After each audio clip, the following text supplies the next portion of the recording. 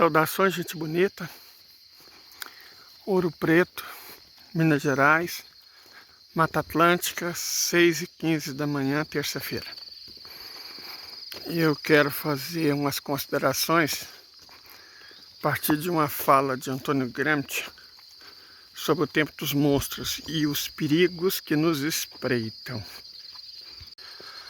Olha lá, ó. A princesa nem sabe desses perigos. Ela tá de boa, tranquila, pastando, né? Mas nós temos que ficar atentos. Primeiro, qual fala de Antônio Gramsci e por que ela tem interesse geopolítico? Antônio Gramsci, mais ou menos naquele interregno entre a Primeira e a Segunda Guerra Mundial, fez uma fala sobre o tempo dos monstros, sobre o cuidado que era necessário no tempo dos monstros. O que é o tempo dos monstros? Aquele tempo em que nem o velho morreu, nem o novo nasceu. De fato, nós estamos no tempo dos monstros e devemos estar atentos. Nem a velha ordem mundial morreu. O Ocidente continua muito poderoso e continua dominante no que diz respeito, sobretudo, às questões culturais e econômicas também, de certa forma. Econômica não. Econômica já está bem decadente. E nem o novo, né, essa ordem mundial baseada em regras ainda não foi sepultada, e nem o novo, uma ordem global multipolar, nasceu.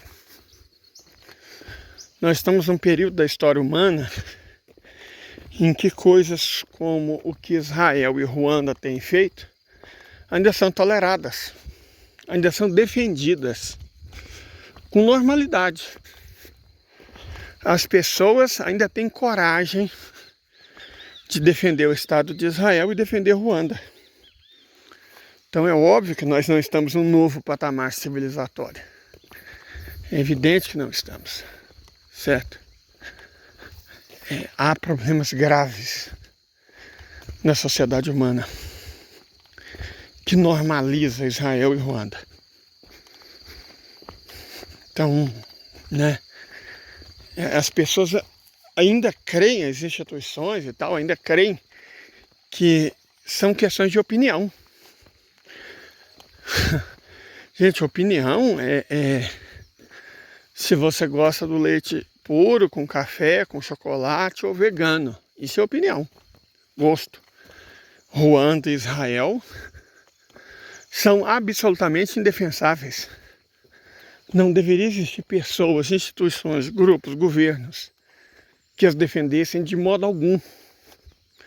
No entanto, existem. O Ocidente, certo? Então, por que eu falo que isso é perigoso? A minha postura sobre o woke identitarismo, vou tocar o dedo na minha ferida, ela é clara. É um movimento liberal criado nos Estados Unidos, em universidades sionistas e difundido no mundo inteiro pelo Partido Democrata, que é um partido liberal, portanto, de direita. Nós sempre falamos que o woke identitarismo ele é diversionista, no sentido que distrai das questões que realmente importam, e ele divide. Sabe, ele cinge a classe trabalhadora, impedindo a união dos trabalhadores e um reconhecimento à luta de classes enquanto pauta prioritária da maior parte da sociedade. Agora, isso é uma coisa. Outra muito diferente é a gente concordar com transfobia, com homofobia, com racismo, com machismo, com fachos. Não concordamos de modo algum e não existe contradição nenhuma nessa posição. Há direitos universais que devem independer da crença. Deixa eu dar um exemplo. Há alguns comentaristas que sempre aparecem na questão do Dugin. Dugin é defendido por algumas pessoas, né? E eu não vou controlar o que as pessoas dizem, nem obrigar elas a pensar como eu. Mas o Dugin e o Putin são a mesma coisa, de forma alguma, gente. Não tem pouca coisa mais diferente que Dugin e Putin. Porque se o Putin gostasse do Dugin, ele não teria demitido ele da Universidade de Lomonosov há muito tempo. Mesmo na Rússia, demitir um professor universitário é uma coisa complicada. Certo? Mesmo na Rússia. As pessoas acham que é chegar... Não. Você tem uma liberdade de cátedra bastante ampla. E mesmo assim, o Putin fez questão de mandar demitir o Dugin da Universidade de Lomonosov, que é uma das mais prestigiadas do país. Ele demitiu o Dugin e não só isso. Se livrou do Prigozhin e dos outros duginistas que estavam no alto comando das Forças Armadas. Que havia duginistas no alto comando das Forças Armadas, nos grupos Wagner da vida. O Vladimir se livrou de todos eles. Então, dizer que Dugin e Putin estão do mesmo lado é um desconhecimento amplo da realidade de campo. Não estão do mesmo lado. E por um motivo simples. Aí é por conta dessa crença equivocada. O Putin não gosta de governos que adotam a pauta LGBT. Gente, quem diz aos outros como viver é o Ocidente. São os Estados Unidos. Eles que falam. Viva assim e não daquele jeito. Ache isso certo e aquilo errado. A Rússia não faz isso. China não faz isso. O Irã não faz isso. A Rússia, nossa senhora, é muito clara nesse respeito. Cada um vive como quer. Você faz do seu país o que você quiser. A sociedade é sua. Só não venha dizer aos russos como viverem. É um princípio simples, fácil de entender, não tem complicação. De verdade, não tem complicação nisso. Certo? Só um momento. Deixa eu explicar as razões profundas disso. No passado, até a Revolução Russa, se você fosse russo, você era ortodoxo. Judeus não eram russos, eram judeus. E parte importante do que Trotsky fez, essa busca da internacionalização do socialismo, é baseado nessa crença. O socialismo tem que ser global e não tinha pátria. Essa foi a grande divergência entre ele e Stalin.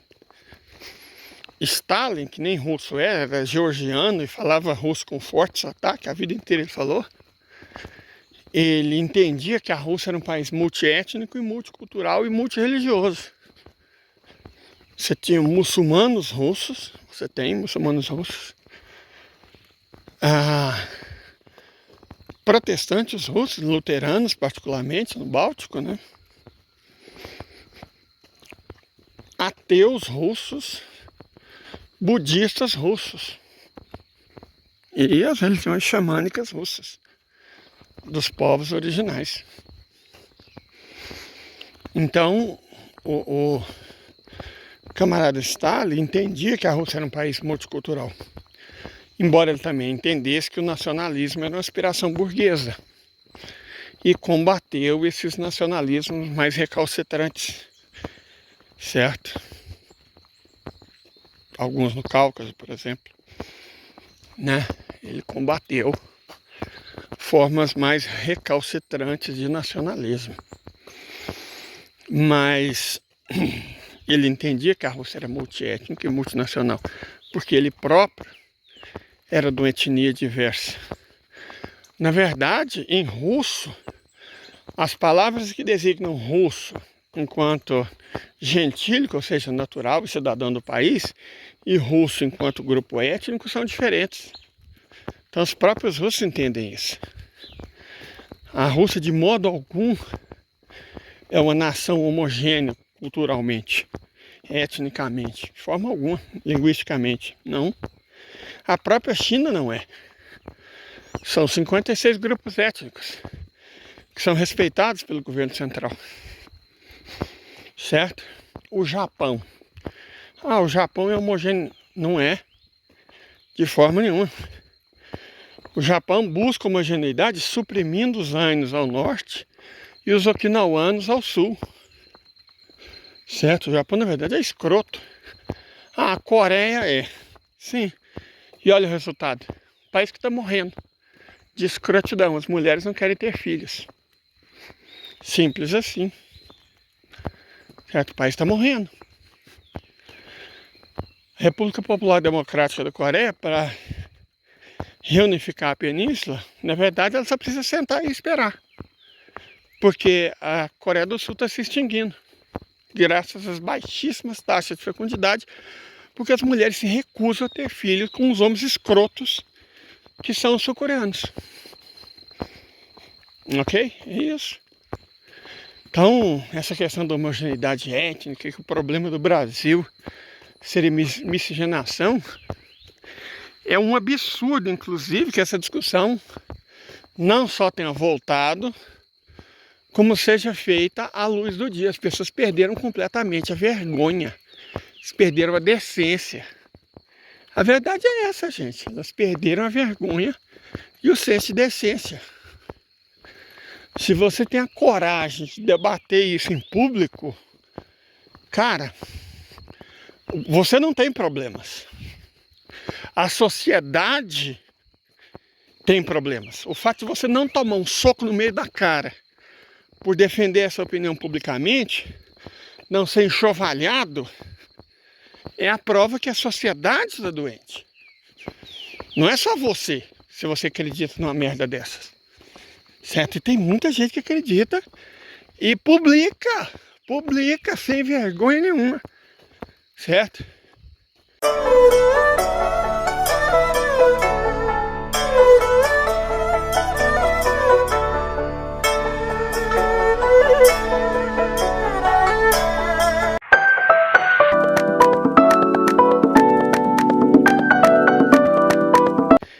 Então, quando eu falo de tempo dos monstros, é isso. O Ocidente cometeu muitos erros, vem cometendo, é nítido. Israel e Ruanda demonstram cabalmente isso, né? E a colonização britânica na Índia, os americanos, a formação dos Estados Unidos. Você tem o colonialismo imperialista francês, a destruição das civilizações ameríndias pelos povos ibéricos. Então é nítido que o Ocidente cometeu muitos erros. E, resumidamente, é escroto. Mas não é por isso que tudo que ele fez, tudo que a civilização ocidental fez desde a Grécia e de Roma é asqueroso e deve ser abandonado, nem que os valores ocidentais sejam todos errados, como consequência desse corolário, né? Não são todos errados.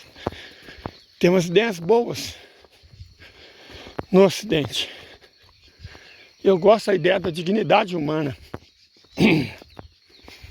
que não é necessariamente o forte de algumas civilizações asiáticas, por exemplo. Certo? Não é necessariamente o forte. Já não vamos endeusar os russos, os persas, os árabes, os muçulmanos, os indianos, os chineses, como se eles fossem deuses, porque não são. Há aspectos bem desagradáveis da cultura desses países. Por que nós não vamos enumerar eles? Porque essas nações já têm críticos suficientes. Por isso que eu evito criticar o Lula. Leida, você passa pano pro Lula. Provavelmente. Mas por quê? Porque já tem crítico demais. Crítico demais. Tem muito. Todo mundo é crítico do Lula e do PT. Tem até meme sobre isso. Certo? E o Lula e o PT. Então por que eu vou ser mais um? No momento, o Lula é o que está entre nós e a barbárie. Goste-se ou não, é o que temos entre nós e a barbárie. É o Lula. Você já tinha um PSOL? Ou esses partidos que não enchem uma Kombi nunca conseguiram eleger sequer um vereador. Os caras estão falando em revolução, em massas, e não sei o que, e não conseguem eleger um vereador. Isso em cidades grandes. Sabe, esses partidos são que existem entre nós, a civilização. É a mesma coisa da gente estar sendo atacado por um exército de hiena e meia dúzia de formiga se autoproclamar os guardiões da civilização. Gente, vamos deixar de ser ridículos, né? Porque a verdade é isso, a questão é ridícula. Falta a análise política brasileira e também a análise geopolítica, aquele que eu falo sempre. A análise de conjuntura é muito ruim. A análise de conjuntura é o calcanhar de Aquiles dos comentaristas de política e até de geopolítica brasileiros. E isso inclui, por exemplo, o Pepe Escobar, sim. Certo? O Breno Altman tá cheio de gente que não tem noção. A visão que eles têm da realidade é totalmente distorcida. Totalmente distorcida. Eles vivem num mundo de fantasia. Certo? Eles vivem num mundo de fantasia. Eles ignoram a realidade. E por conta disso, a análise de conjuntura deles é muito ruim. O que eles querem é que o Lula, que tem estourando 20% do Congresso, estabeleça a Revolução Socialista, peite os Estados Unidos, caça guerra com a OTAN. Cara, como? Como é que essas pessoas querem isso? O que elas esperam? Não é o que o povo brasileiro quer. O povo brasileiro, goste-se ou não, que é agronegócio, que é influencer, digital influencer, né? Que é gente escrota, que é pastor evangélico. Essas figuras vão entrar em decadência daqui por diante. Mas ainda não estão. Ainda não estão decadentes. Eles ainda estão aí. Não consegue mais eleger um prefeito. A derrota do Pablo Marçal deixou isso mais ou menos claro. Eles já não tem mais força para eleger prefeito de cidades grandes. Não tem mais. Quando fala em governador e tal, pensa, o Chupetinha.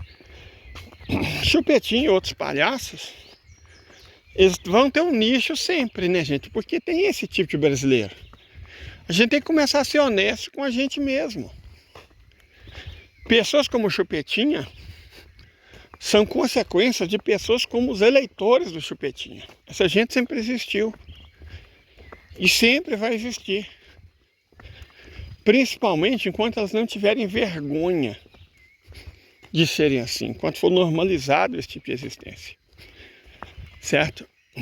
Então você tem que levar em consideração a população brasileira. Você vai fazer uma revolução socialista como? Você vai peitar os Estados Unidos e a OTAN de que jeito?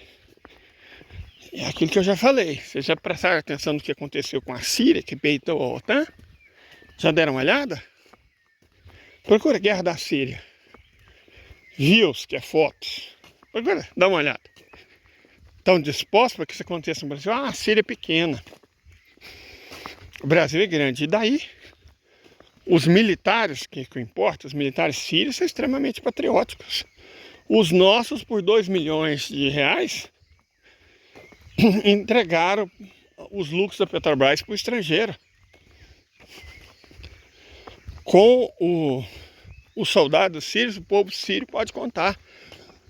Nós podemos contar com o nosso exército, gente, de verdade? Podemos? Então é o que eu falo. A visão que a gente tem da realidade influi muito na análise que a gente faz. E eu, apesar de um certo otimismo, eu me considero mais esperançoso. Eu tenho uma visão clara do que é o povo brasileiro. O pior do Brasil é o brasileiro, do que são as escolhas que o povo brasileiro tem feito e até que ponto se pode contar com os militares, com os juízes, com a imprensa, com os promotores, com os policiais. Ou seja, não se pode contar com eles. Então nossa situação é pior do que a da Síria, certo? Patriota virou palavrão por uma geração. Essa palavra foi conspurcada por uma geração inteira. Essa é a verdade. Então, como a gente se defenderia dos Estados Unidos e da OTAN? Eu diria que até surgiria uma nova edição do Jornal Nacional falando tanto que ser bom a gente se submeter e nos transformamos em colônia. A Miriam Leitão defenderia ardorosamente. Sanderberg iria aos berros. Porque, finalmente fomos libertos pelos americanos. Está cheio de político, não teve político que foram nos Estados Unidos tentar convencer o governo dos Estados Unidos a nos sancionar. Olha que loucura isso, gente. Políticos eleitos pelo povo brasileiro, e não foram poucos, foram aos Estados Unidos tentar convencer o país, o governo do país, a nos sancionar. Peraí. Certo? Militares brasileiros no governo anterior. Então não é questão de décadas passadas, não. Militares brasileiros cooperaram ativamente com as forças de segurança de Israel e dos Estados Unidos. Perfeito? Então a gente tem que ter clareza do tipo de país que nós somos e do governo que nós temos. É praticamente um milagre. É praticamente um milagre que a gente tenha um governo minimamente progressista. Apesar de eu não gostar dessa palavra, é o que a gente tem para hoje, certo? Tem que ter clareza quanto a isso. É necessário muita clareza quanto a isso. Porque a crítica que não está alicerçada na realidade, ela serve para quê? Sabe, isso é o que o adolescente faz. Isso é o que o pessoal do junho de 2013 fez. Não vai ter Copa. Estamos mudando o Brasil do movimento Passe Livre. Todo mundo sabe o que aconteceu por conta disso. São os idiotas úteis, né? As revoluções coloridas são feitas com esse tipo de gente. As pessoas sem noção. Mas deixa eu dizer uma coisa para vocês. Não é todo mundo que é sem noção, não. Muita gente tem noção, sim, muito clara do que está fazendo e do que está falando. Fala propositadamente. Essas pessoas não estão do nosso lado. Elas são nossas inimigas. A gente tem que encarar isso. A gente tem que encarar que a nossa sociedade tem inimigos internos e que eles são fortes. Subestimar a direita ou subestimar a esquerda cirandeira é um erro, é um equívoco muito grande, certo? É um equívoco muito grande. Ignorar eles no debate, na análise, também é um equívoco. A gente não pode pensar no papel brasileiro no mundo sem levar em consideração as nossas fraquezas e idiosincrasias. Perfeito? É isso, gente. Eu gostaria muito de dizer que nós somos a vanguarda da civilização humana, que o Brasil é o luminar do mundo, mas isso não é verdade. Isso é tão verdade quanto acreditar que por conta do agronegócio o Brasil é o celeiro do mundo. Não, de forma alguma. De forma alguma. Já explicamos que o Brasil produz essencialmente ingredientes para ração animal. Ou você, qual foi a última vez que você comeu milho duro, né, grão, soja, sorgo e caroço de algodão. O Brasil produz comida para animais, para outros países transformarem em ração para animais. Nós não somos celeiros do mundo porcaria nenhuma. Nós vendemos cadáveres de animais, né? Somos um grande exportador de carnes, ao custo da destruição do nosso país, do nosso futuro, da nossa biodiversidade, do nosso meio ambiente, da nossa sociedade, ao custo do atraso. Nós vendemos pedras, como se fossem homens do Paleolítico. Minério é um nome bonito para pedra. Nós vendemos pedra, cadáver e sementes. O tipo de coisa que o Paleolítico tinha para vender, caso desejasse. Certo? É a tecnologia que eles conheciam. Produzir cadáver de animal, pedra e sementes. É isso que a gente vende. É isso que nós nos tornamos. Então, embora pareça pessimista, essa é a nossa realidade. E é a partir daí que nós temos que buscar interpretar e nos posicionar nesse país e no mundo. Correto? Então, para encerrar, nós precisamos estar atentos ao tempo dos monstros, para não deixar esses discursos fáceis, mas ao mesmo tempo horrorosos, tomarem conta da gente. Para a gente não se deixar levar por discursos e práticas que ou são odiosas ou são contraproducentes, certo? Aliás, vou aproveitar esse momento e vou dar alguns exemplos rápidos. A questão das hidrelétricas. Eu mesmo denuncio o verdismungueiro faz tempo. Paulo Henrique Amorim bem antes de mim. Denunciamos o verdismungueiro. As fadas da floresta, as indígenas da Shopee.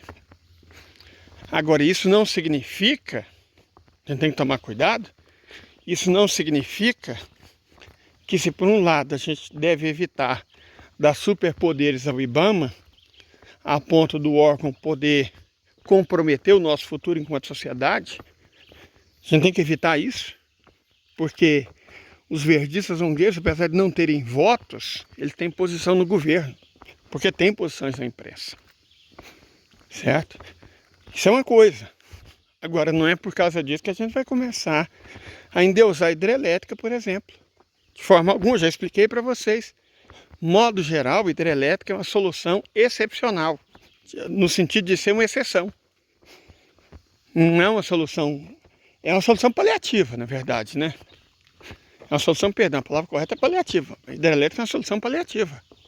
Muito ad hoc, circunstâncias específicas, bem específicas. Porque a hidrelétrica é o cerne da nossa corrupção. Construção de grandes hidrelétricas foi o fundo do baú do governo militar, onde a corrupção em larga escala começou nesse país. Hidrelétrica causa um dano ambiental não só enorme, mas irreparável. A extinção não tem como ser revertida. Hidrelétrica faz com que as comunidades onde elas estão sendo construídas se transformem no inferno. Se você duvida, procure saber o que aconteceu em Altamira durante a construção de Belo Monte. E como é que Altamira está até hoje, ainda não se recuperou. Eu posso falar com clareza porque meu pai trabalhou na construção de uma hidrelétrica.